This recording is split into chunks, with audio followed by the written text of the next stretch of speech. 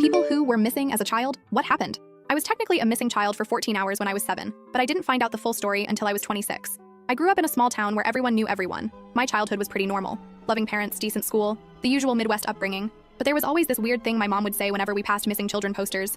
"Thank God we found you." I always thought it was just her being dramatic or something. When I was about 7, I have this really fuzzy memory of being at my Aunt Rita's house for a family gathering. I remember playing hide and seek with my cousins and finding this perfect hiding spot in Rita's basement behind some old furniture. I must have fallen asleep there because my next memory is waking up to absolute chaos. Police, my parents crying, neighbors with flashlights. Everyone kept hugging me and saying how worried they were, but I was just confused because in my mind, I'd only been hiding for a little while. After that, my parents never really talked about it. When I'd bring it up, they'd change the subject or say something vague like, "You just wandered off," or "You were playing too far from the house." It became this weird family non-event that everyone acknowledged happened but no one would discuss. Fast forward to my mid-20s. I was home for Christmas, going through old photo albums with my mom. We found this newspaper clipping she'd saved.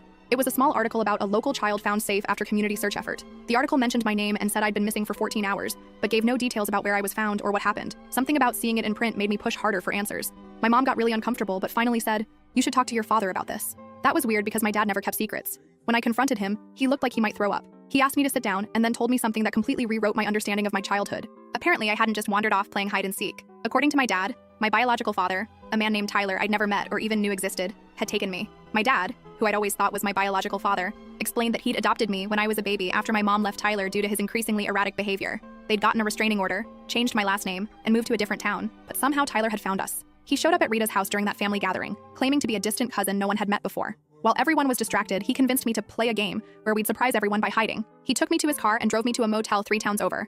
The police found us because Tyler used his credit card at a gas station. When they arrived at the motel, Tyler was passed out drunk and I was watching cartoons, completely unaware of what was happening. I had no memory of the car ride or the motel. My brain had apparently blocked it all out. My parents decided not to tell me the truth, thinking it would traumatize me more. I've spent the last 2 years processing all this. I've looked into my biological father. He died in prison about 5 years ago, unrelated charges. I've had to reframe my entire childhood through this new lens.